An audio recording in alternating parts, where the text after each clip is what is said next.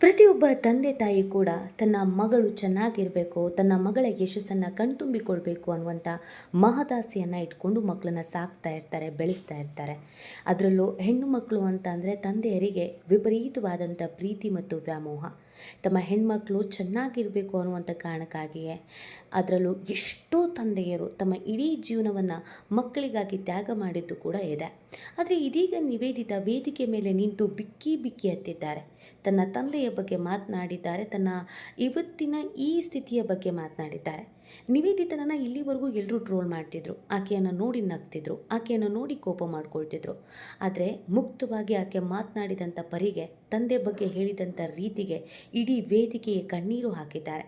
ಅದರಲ್ಲೂ ರಜತ್ ಅವರೇ ಕಣ್ಣೀರು ಹಾಕಿದ್ದಾರೆ. ಅಂಥದ್ದು ಏನು ಹೇಳಿದರು ನಿವೇದಿತಾ? ತಂದೆ ಬಗ್ಗೆ ಈ ರೀತಿಯಾಗಿ ಮಾತನಾಡೋದಕ್ಕೆ ಕಾರಣವೇನು?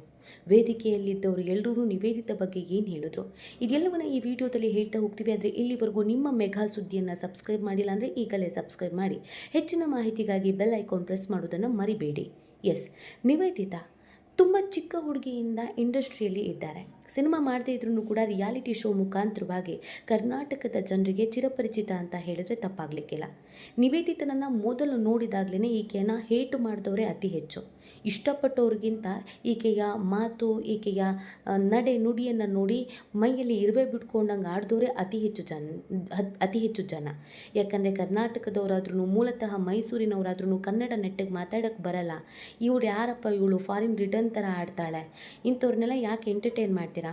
ಕನ್ನಡ ನಾಡಿನಲ್ಲಿರೋ, ಕನ್ನಡ ಮಾತಾಡೋಕ್ಕೆ ಬರೆದಿರೋ ಇವ್ರನ್ನೆಲ್ಲ ಅದೇನು ಅಂತ ಬೆಳೆಸಿದ್ದಾರೋ, ಒಳ್ಳೆ ಫಾರಿನ್ ಬೇಬಿ ಆಡ್ದಂಗೆ ಆಡ್ತಾಳೆ, ಇವಳು ಕರ್ನಾಟಕದವಳ. ಇಲ್ಲಿಂದನೇ ನಿವೇದಿತಾ ಅವರ ತೇಜೋವಧೆ, ನಿವೇದಿತಾ ಅವರ ಬಗ್ಗೆ ಟ್ರೋಲ್ ಮಾಡೋದು ಇದು ಹೆಚ್ಚಾಗ್ತಾ ಹೋಯಿತು. ಅದಾದಮೇಲೆ ನಿವೇದಿತಾ ಬಿಗ್ ಬಾಸ್ ಅನ್ನುವಂಥ ಅತಿ ದೊಡ್ಡ ರಿಯಾಲಿಟಿ ಶೋಗೆ ಬಂದರು. ಹೇಳಬೇಕು ಅಂತಂದರೆ 19 ವರ್ಷ 20 ವರ್ಷಕ್ಕೆಲ್ಲ ನಿವೇದಿತಾ ಸೆಲೆಬ್ರಿಟಿ ಆಗಿಬಿಟ್ರು. ಅದಾದಮೇಲೆ ಅವರು ಮದುವೆ ಆಗಿದ್ದು ಚಂದನ್ ಶೆಟ್ಟಿ ಅವರನ್ನು. ತುಂಬ ಪೀಕ್ನಲ್ಲಿದ್ದಂಥ ರ್ಯಾಪರ್, ಮ್ಯೂಸಿಕ್ ಡೈರೆಕ್ಟರ್ ಚಂದನ್ ಶೆಟ್ಟಿಯನ್ನು ಮದುವೆ ಆಗೋದು ಅಂತಂದರೆ ಅದಷ್ಟು ಈಸಿ ಅಲ್ಲ. ಯಾಕಂದರೆ ಒಬ್ಬ ಸ್ಟಾರ್ ಅಥವಾ ಒಬ್ಬ ಸೆಲೆಬ್ರಿಟಿಯನ್ನು ಮದುವೆ ಆಗಿ ಸೆಲೆಬ್ರಿಟಿ ಲೈಫನ್ನು ಲೀಡ್ ಮಾಡೋದು ಅಂತಂದರೆ ಅದು ಅಷ್ಟು ಸುಲಭದ ಮಾತಲ್ಲ. ಚಂದನ್ ಮತ್ತು ನಿವೇದಿತಾ ಇಬ್ಬರು ಒಬ್ರನ್ನೊಬ್ರು ಅರ್ಥ ಮಾಡ್ಕೊಳ್ತಾರೆ, ಇಬ್ಬರು ಲವ್ ಮಾಡ್ತಾರೆ, ಇಬ್ಬರು ಕೊನೆಗೆ ಮನೆಯಲ್ಲಿ ಒಪ್ಪಿಗೆ ಪಡ್ಕೊಳ್ತಾರೆ. ಚಿಕ್ಕ ವಯಸ್ಸಿನಲ್ಲೇ ನಿವೇದಿತಾ ಚಂದನ್ರನ್ನ ಮದುವೆ ಆಗ್ತಾರೆ. ಎಲ್ಲವೂ ಚೆನ್ನಾಗಿದೆ, ಜೋಡಿ ಚೆನ್ನಾಗಿದೆ, ಓಕೆ ಪರವಾಗಿಲ್ಲ ಅಂದ್ಕೊಳ್ಳುವಾಗಲೇ ಒಂದು ಬಿರುಗಾಳಿ ಗೆದ್ದು ಬಿಡುತ್ತೆ. ನಿವೇದಿತಾ ಮತ್ತು ಚಂದನ್ ಬಾಳಲ್ಲಿ ಎಲ್ಲವೂ ಕೂಡ ಸರಿ ಇಲ್ಲ, ಎಲ್ಲವೂ ಮೇಲ್ನೋಟಕ್ಕಷ್ಟೇ ಸರಿ ಇದ್ದಿದ್ದು, ಒಳಗಿಂದೊಳಗೆ ಇಬ್ಬರೂ ಕೂಡ ಹೊಂದಾಣಿಕೆ ಅನ್ನೋದು ಇರಲಿಲ್ಲ, ಡಿವೋರ್ಸ್ ಪಡ್ಕೊಳ್ತಾ ಇದ್ದಾರೆ, ಬಹು ದಿನಗಳಿಂದ ದೂರದಲ್ಲಿದ್ದರು, ಇವ್ರ ಸಂಸಾರ ನೆಟ್ಟಿಗಿರಲಿಲ್ಲ ಅಂತ. ಡಿವೋರ್ಸ್ ಆದಮೇಲೆ ನಿವೇದಿತನ ಟ್ರೋಲ್ ಮಾಡಿದಷ್ಟು, ನಿವೇದಿತನಿಗೆ ಬೈದಷ್ಟು, ನಿವೇದಿತ ಬಗ್ಗೆ ಸುದ್ದಿ ಓಡಾಡಿದಷ್ಟು ಇನ್ಯಾವ ಹುಡುಗಿ ಬಗ್ಗೆನೂ ಓಡಾಡಿಲ್ಲ ಅಂತ ಅನಿಸುತ್ತೆ. 1-2 ಸಿನಿಮಾ ಮಾಡಿದ್ದಾರೆ, ಆದರೆ ಇವತ್ತಿಗೂ ಈಕೆ ಎಲ್ಲ ನಟಿಯರಿಗಿಂತ ಸೋಷಿಯಲ್ ಮೀಡಿಯಾದಲ್ಲಿ ಅತಿ ಹೆಚ್ಚು ಟ್ರೋಲ್ ಆದವರು. ರಶ್ಮಿಕಾ ಮಂದಣ್ಣರನ್ನು ಹೆಂಗೆ ಟ್ರೋಲ್ ಮಾಡ್ತಾರೋ ಅದಕ್ಕಿಂತ ಒಂದು ಹೆಜ್ಜೆ ಮುಂದೋಗಿ ನಿವೇದಿತರನ್ನು ಟ್ರೋಲ್ ಮಾಡೋರು ಇದ್ದಾರೆ. ಇದರಿಂದ ಆಕೆ ಮನಸ್ಸಿಗೆ ಎಷ್ಟು ಮಟ್ಟಿಗೆ ಪರಿಣಾಮ ಬೀರಿದೆ, ಅವ್ರ ಫ್ಯಾಮಿಲಿಯವರು ಎಷ್ಟು ಡಿಸ್ಟರ್ಬ್ ಆಗಿದ್ದಾರೆ, ನಾವು ಬೇರೆಯವ್ರ ಮನೆ ಹೆಣ್ಮಗಳು ಇಷ್ಟು ಕೆಟ್ಟದಾಗಿ ಟ್ರೋಲ್ ಮಾಡಿ ಬೀದಿಗೆ ತಂದು ನಿಲ್ಲಿಸ್ಬೋದಾ, ಇದನ್ನು ಯಾರೂ ಯೋಚನೆ ಮಾಡಲೇ ಇಲ್ಲ. ಆದರೆ ಚಂದನ್ ಶೆಟ್ಟಿ ಮದುವೆಯ ನಂತರ ನಿವೇದಿತಾ ಬಾಳಲ್ಲಿ ಏನಾಯಿತು ಅನ್ನೋದ್ರ ಬಗ್ಗೆ ಯಾರಿಗೂ ಒಂದು ಐಡಿಯಾ ಅನ್ನೋದು ಇಲ್ಲ. ಆದರೆ ನಿವೇದಿತಾ ಮೊದಲ ಬಾರಿಗೆ ಎಲ್ಲವನ್ನೂ ಮಾತನಾಡಿದ್ದಾರೆ. ನಿವೇದಿತಾ ಬಗ್ಗೆ ಎಲ್ರಿಗೂ ಕೋಪ ಇರೋದಕ್ಕೆ ಒಂದೇ ಒಂದು ಕಾರಣ, ತುಂಡು ಉಡುಗೆಯನ್ನು ತೊಡ್ತಾರೆ, ಎಲ್ಲ ಎಕ್ಸ್ಪೋಸ್ ಮಾಡ್ತಾರೆ, ಹೆಂಗೆ ಬೇಕೋ ಹಂಗೆ ವರ್ತಿಸ್ತಾರೆ. ಅದು ಡಿವೋರ್ಸ್ ಆದಮೇಲೆ ಮಿತಿ ಮೀರಿದೆ. ಚಡ್ಡಿ ಬ್ರಾ ಹಾಕ್ಕೊಂಡು ವಿಡಿಯೋ ಮಾಡ್ತಾರೆ. ಒಳ್ಳೆ ಸಂಸ್ಕಾರ ಇರುವಂಥ ಹೆಣ್ಮಗಳು ಈ ಥರ ಮಾಡಲ್ಲ, ಎಲ್ಲ ತೋರಿಸೋದ್ರಿಂದ ಅವಕಾಶ ಸಿಗಲ್ಲ ಅನ್ನೋದು. ಅದನ್ನು ಹೊರತುಪಡಿಸಿದರೆ ಆಕೆ ಮೇಲೆ ಇನ್ನೇನಾದರೂ ಅಲಿಗೇಷನ್ ಇದೆಯಾ ಅಂದರೆ ಇಲ್ಲ. ಆದರೆ ನಿವೇದಿತಾ ಈ ವಿಚಾರಗಳಿಂದ ಎಷ್ಟು ನೊಂದಿದ್ದಾರೆ ಅನ್ನೋದನ್ನು ವೇದಿಕೆ ಮೇಲೆ ಮಾತಾಡಿದ್ದಾರೆ. ನಾನು ಆಗಲೇ ಹೇಳ್ದಂಗೆ ಪ್ರತಿಯೊಬ್ಬ ತಂದೆಯೂ ತನ್ನ ಮಗಳಿಗೆ ಒಳ್ಳೆಯದಾಗಲಿ, ಒಳ್ಳೆ ಫ್ಯೂಚರ್ ಇರಲಿ, ಒಳ್ಳೆ ಹೆಸರು ಮಾಡಲಿ, ಸಮಾಜದಲ್ಲಿ ಗೌರವ ಸಿಗಲಿ ಅನ್ನೋದನ್ನೇ ಬಯಸ್ತಾರೆ. ಆದರೆ ತನ್ನ ಮಗಳು ಬೀದಿ ಪಾಲಾಗಲಿ, ತನ್ನ ಮಗಳ ಬಗ್ಗೆ ಊರಲ್ಲಿರೋರೆಲ್ಲ ಕೆಟ್ಟದಾಗಿ ಮಾತಾಡಲಿ, ತನ್ನ ಮಗಳು ಕೆಟ್ಟವಳು, ಈ ಥರದನ್ನು ಯಾರೂ ಒಪ್ಕೊಳ್ಳೋದು ಇಲ್ಲ ಅಥವಾ ಈ ಥರದನ್ನು ಯಾರೂ ಬಯಸೋದು ಇಲ್ಲ. ನಿವೇದಿತಾ ಮೊದಲೇ ರಿಚ್ ಕಿಡ್ಡು. ಅವ್ರ ಮನೆಯಿಂದಲೇ ಅವರೊಬ್ಬರು ತುಂಬ ಚೆನ್ನಾಗಿರೋ ವೆಲ್ ಸೆಟಲ್ಡ್ ಫ್ಯಾಮಿಲಿಯವರು. ಹೀಗಿರಬೇಕಾದ್ರೆ ತನ್ನ ಮಗಳ ಪ್ರತಿಯೊಂದು ಆಗು ಹೋಗು ಎಲ್ಲವನ್ನು ನೋಡ್ಕೊಂಡವರು ಅವರು ತಂದೆ ತಾಯಿ.